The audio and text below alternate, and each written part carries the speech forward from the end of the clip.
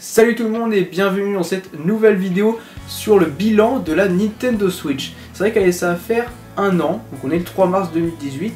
Et qu'est-ce que j'en ai pensé de cette console? Parce que je vais pas vous parler des chiffres, mais plutôt de mon avis sur cette console. Parce que c'est vrai que j'ai fait des vidéos sur Super Mario Odyssey, sur Zelda, sur les cartes Amiibo, mais la console en elle-même, je n'en ai jamais parlé. Et bien ça fait un an, pourquoi pas en faire une vidéo? Alors du coup, je vais repasser un petit peu ce qui s'est passé, c'est que la console a été annoncée en janvier 2017, elle est sortie le 3 mars 2017, et du coup c'est vrai que je dis là, qu'est-ce que je fais? Est-ce que j'achète ou j'achète mon PC avant? Du coup j'ai fait le choix de prendre mon PC, et la Switch je reportais un petit peu quelques mois après, en me disant comme ça il y aura les problèmes réglés, déjà le problème de Joy-Con, et il y aura un peu plus de jeux, même s'il y avait déjà Zelda qui pour moi me suffisait largement. Et d'ailleurs c'est ce qui m'a suffi aujourd'hui, il me suffit encore largement, même s'il y a les autres jeux à côté qui sont quand même largement suffisants aussi. Enfin, c'est vrai que j'ai pas beaucoup de jeux, mais je vais en parler un petit peu après. Du coup ce qui s'est passé, c'est que j'ai voulu l'acheter à partir de juin. Voilà, on va l'acheter, c'est le juin, c'est bon, j'ai l'argent, je la prends. Et ben non, parce qu'il y avait des ruptures de stock. Donc ce que j'ai fait, c'est que je suis allé sur Amazon, on la commande, et ben non, dans 2 mois elle sera expédiée. Ok. Bon bah alors on va aller sur place, on va aller à Micromania, ah on n'en a pas, d'accord, je vais aller dans pas mal de magasins en centre-ville, je suis à la Fnac, non, vous pouvez la commander, hein, elle arrivera, du coup bah elle arrivera quand, on sait pas, bon d'accord, au revoir, et du coup bah j'ai continué comme ça, je cherchais, et en début juillet, ils annonçaient qu'en juillet, oh, il y aurait des ruptures, ça serait terminé. Et ce qui s'est passé, mais à mi-juillet, alors à mi-juillet c'est revenu, mais pas surtout, c'est-à-dire que je suis allé autour de début juillet, je regarde sur la Fnac et là je vois une Switch, mais il y a une Switch qui arriverait dans quelques jours. Du coup je l'ai commandée, et elle n'a pas été expédiée, enfin il y avait... Après c'était un petit peu bizarre leur système, mais j'ai réussi à avoir une Switch comme ça, alors je l'ai commandée, tac, terminé. Et 2 minutes plus tard, après j'ai rechargé la page, elle était en rupture de stock, parce que c'était moi qui l'avais commandé. Et le truc qui s'est passé, déjà commandé, et là je voyais, à chaque fois je regardais sur la fin quand quelques jours après je l'avais commandé, je voyais, il disait, ah il y en a une qui arrive quelques jours plus tard. On sentait que ça avait du mal à reprendre, et finalement ça a repris, en août c'était bon, tout était là, il y avait la Switch, on pouvait tous l'acheter. Et du coup, c'est passé que je l'ai acheté, je n'ai pas eu le problème de Joy-Con, moi j'ai... Enfin, le problème du Joy-Con, c'est-à-dire le problème de communication, moi j'ai le problème de la batterie. C'est-à-dire que, je l'ai toujours d'ailleurs, c'est que mon Joy-Con bleu, j'ai la version Neo, a une moins bonne autonomie que mon Joy-Con rouge. Voilà, c'est très chiant, c'est-à-dire que quand j'ai plus de batterie sur le Joy-Con bleu, le rouge, bah, lui, ça va, il a la moitié. Je suis obligé de comme je vais pas recharger indépendamment parce que vu qu'ils sont liés, c'est vraiment relou. Et malheureusement, je suis obligé de vivre avec ça. Voilà, c'est pas la galère. Mais bon, voilà. Donc j'ai acheté cette console, j'ai acheté avec Zelda, avec Mario Kart, avec ARMS. Et j'avais précommandé Splatoon, du coup je l'avais reçu avec la manette. Donc j'étais là... C'est vraiment bien. J'étais vraiment super content, j'avais mon Zelda que je voulais, parce que c'est vrai que le 3 mars je me suis dit comment je vais faire pour tenir, juste attendre de jouer à ce jeu qui est juste incroyable. Et résultat j'ai dû attendre, j'ai fini le jeu, il n'y a pas si longtemps que ça, il y a peut-être 3 mois à peu près. Et c'est vrai que franchement j'ai adoré, cette console est vraiment très bonne. Alors j'ai la version Wii U aussi de Breath of the Wild, et clairement si vous pouvez acheter une Switch, faites-le parce qu'elle est quand même plus intéressante, clairement. Après, la version Wii U est pas catastrophique, hein, il faut le dire, mais elle est moins bien. Bon, après, le jeu reste le même, hein, il faut le savoir. Donc, cette console, j'ai joué à Zelda, à Mario Kart, super jeu Mario Kart, ARMS, qui a été, il était beaucoup moins apprécié. Et finalement, bah, moi, en online, c'est vraiment un jeu que je recommande, c'est-à-dire que ça varie les tournois, c'est différents modes de jeu, comme ça varie automatiquement. Et du coup, c'est là, tu joues, c'est plaisant, ça change, et t'es content, tu fais ton petit combat, c'est super. Splatoon 2, jeu d'e-sport japonais de malade, clairement, vous jouez ça en mode pro, vous trouvez avec des japonais, les gars, ils réagissent hyper rapidement, c'est excellent. Franchement, c'est un très très bon jeu en multijoueur, même en local. Alors j'ai pas pu tester en local, mais en ligne, j'ai testé ça avec un pote, c'était vraiment super plaisant. Ensuite j'ai joué plutôt, on va dire c'est comme ça, à Super Mario Odyssey. Le dernier jeu que j'ai acheté, ouais c'est le dernier, j'aurais pu acheter Xenoblade mais j'avais pas assez d'argent. Et pareil là pour Bayonetta, je me suis dit est-ce que je le prends, est-ce que je le prends, finalement non. Donc voilà, alors je ne les ai pas achetés parce que je vous réserve une petite surprise sur ma chaîne YouTube, vous verrez ça dans pas si longtemps que ça en fait. Et une petite surprise. Et du coup, moi j'ai retrouvé avec 5 jeux, voilà, toujours 5 jeux.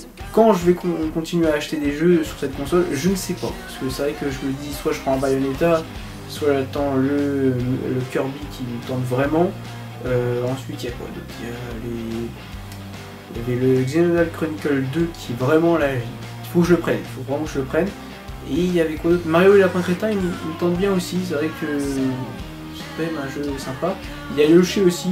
Alors, Yoshi tente moins, c'est vrai que j'ai la version Wii U, Wii World, c'est sympa, c'est reposant en fait comme jeu sur la Wii U, tu joues ça, il n'y a aucune difficulté, c'est une simplicité mais voilà, tu joues, tu avances, tu joues chez Yoshi, c'est cool, c'est un bon jeu. Et du coup c'est vrai que cette console, bah, après les jeux, j'ai pris les jeux qui m'intéressaient. La console en elle-même, bah, c'est une super machine. Alors déjà le concept marche super bien, d'ailleurs c'est pour ça qu'elle s'est super bien vendue, c'est qu'on a un concept qui marche parfaitement, qui a aucun souci, c'est-à-dire hop je la mets, le temps que l'écran il reconnaisse qu'il y a un périphérique qui vient d'être arrivé, hop on envoie la vidéo et le son. Donc ça c'est en fonction des écrans, c'est-à-dire si vous avez un écran de télé qui va réagir à la fraction de seconde, ça va aller très vite. Si on avait un écran qui prend énormément de temps, on va lui laisser le temps qu'il reçoive la vidéo de la Nintendo Switch. Et dès que vous l'enlevez, bah là ça d'un coup l'écran il apparaît et c'est reparti pour un tour. C'est génial, franchement c'est hyper bien foutu. On est en USB type C, ça franchement quand j'ai vu ça j'ai fait yes, enfin une console en USB type C, et Nintendo les premiers à le faire. C'est vrai que je m'attendais encore à un truc propriétaire, truc de la 3DS, de la Wii U, c'est plus des trucs propriétaires, je me dis mais mettez un truc universel, quelque chose, la micro USB que tout le monde a, c'est beaucoup mieux, la Sony le font, Microsoft aussi le fait, et c'est très bien, c'est vachement pratique. Donc pourquoi pas Nintendo, et ben ils l'ont fait, mais avec la nouvelle génération, du coup on a un transfo 15 volts, 2,6 ampères, c'est vrai que ça commence ça crache dur.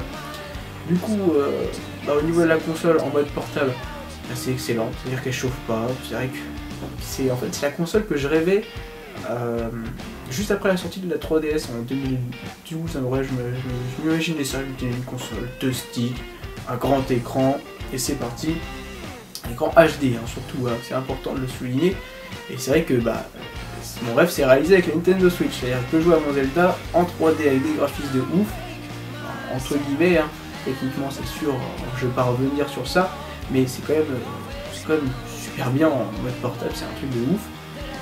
Et ouais, et c'est vrai que là aussi c'est très intéressant. Alors je vais vous poser une petite question, n'hésitez pas à mettre en commentaire pour ceux qui ont la Nintendo Switch, parce que moi j'ai un souci, c'est que l'antenne de la Switch, en mode portable ou en mode salon, pour avoir internet, l'antenne Wi-Fi capte rien, mais littéralement rien du tout. C'est-à-dire que je suis obligé de me rapprocher genre une dizaine de mètres sans mur de la box pour que ça commence à capter correctement, c'est-à-dire à 2 bars à peu près. C'est vrai que je capte rien. Là je suis dans ma chambre, je capte 1 barre. Et pour communiquer avec la box, je crois que ça fonctionne pas. C'est vrai que j'avais essayé et ça déconnait. Du coup j'ai fait ok, j'achète un adaptateur, hop, on branche, terminé. Voilà. Ça, on branche l'adaptateur et du coup bah, je branche en RJ, voilà, sur le port USB 3 qui est à l'intérieur du boîtier. Donc le boîtier parlons-en, il raye l'écran. Moi j'ai eu ce problème là parce que j'ai eu l'intelligence de mettre un protège écran, et quand tu achètes une console à 300 balles, tu mets un protège écran sans te poser de questions. Voilà, verre trempé ou en vulgaire plastique. Tu mets un protège écran parce que c'est vrai que quand tu vois juste la surface, c'est pas une 3DS où hop tu refermes, c'est bon, c'est protégé. Non, là c'est tout est à l'air libre, c'est comme ton téléphone, tu mets un protège-écran. Voilà, sinon tu vas abîmer. C'est vrai que là, le fait de le mettre dans le dock ça quand même ça raille.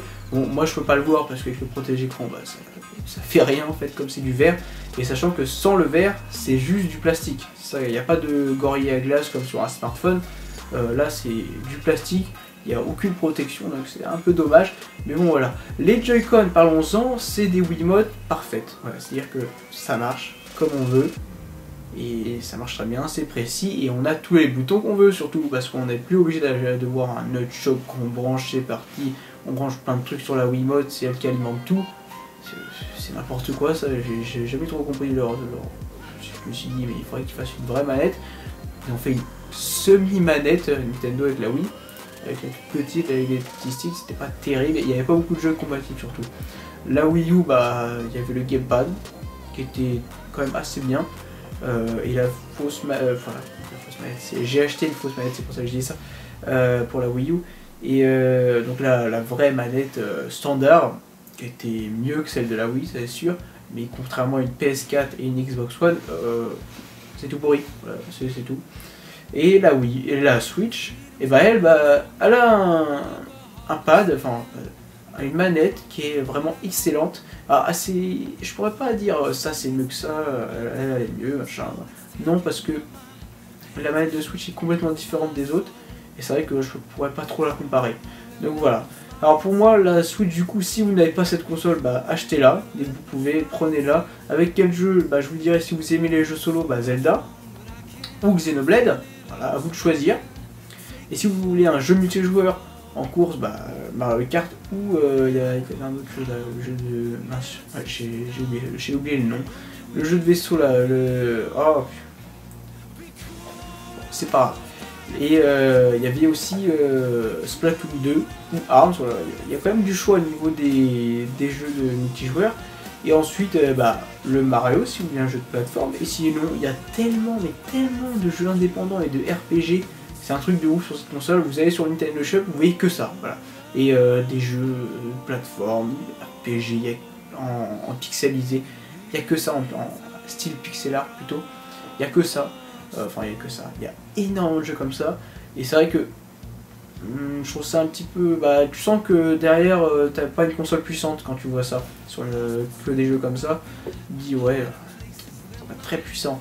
Mais il y a quand même des petites pépites de temps en temps. Tu regardes, oh, c'est pas mal ça. Et après, tu regardes les critiques, ah ouais, apparemment c'est bien.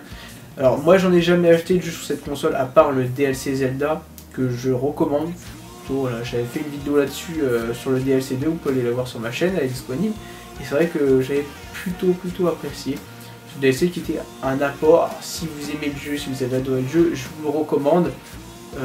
Si vous avez un petit peu bien rajouter un petit peu de durée de vie, parce que quand tu vois la durée de vie de base du jeu, elle est déjà énorme. Donc voilà, donc une console que j'adore.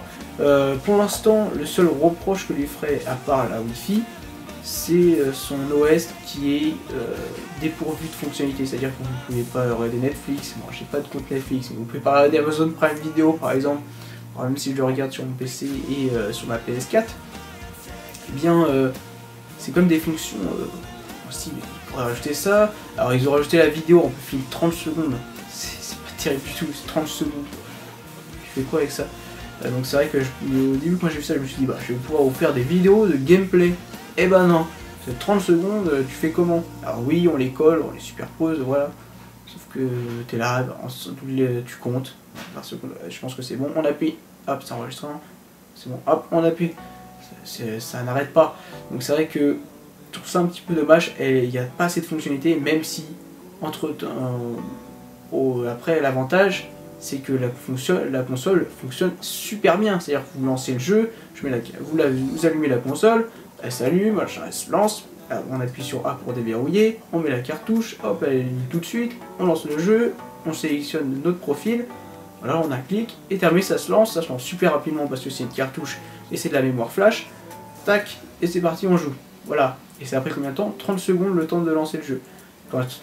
Contrairement à une PS4 et une Xbox One, où là, il faut allumer la console, donc disque dur mécanique, ça tourne, il faut lui laisser le temps de démarrer, mettre le CD, ensuite il lit, bon en général c'est hyper rapide, et ensuite il faut lancer le jeu, et là il y a un petit temps, là tu sens que le disque dur, et il faut lui laisser le temps, tandis que la Switch, tac tac tac tac, ça va super vite, c'est vraiment excellent, c'est vrai qu'on s'en rend pas forcément compte comme à chaque fois qu'on l'utilise, mais c'est vrai que ça se lance hyper rapidement comparé à un PC.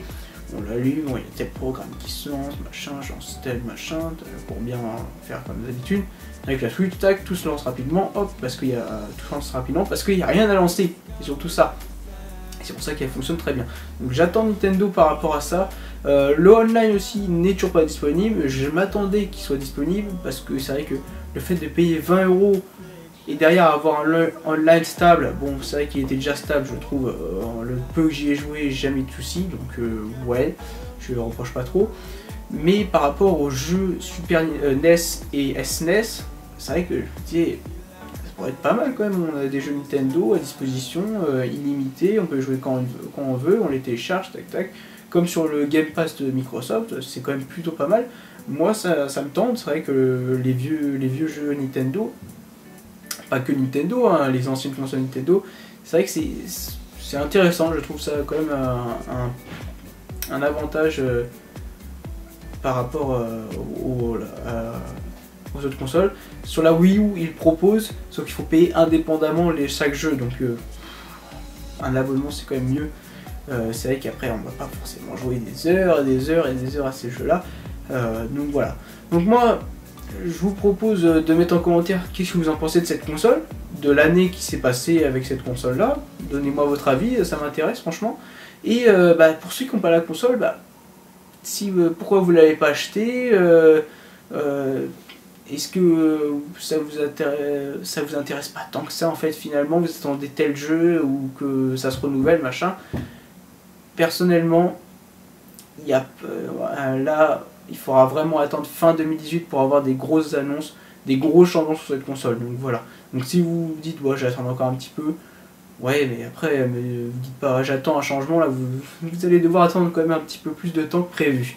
Donc voilà, ça sera tout sur ma vidéo du bilan de la Nintendo Switch, mon bilan, parce que c'est vrai que j'ai pas trop parlé de chiffres, j'ai pas trop dit machin, tac tac tac.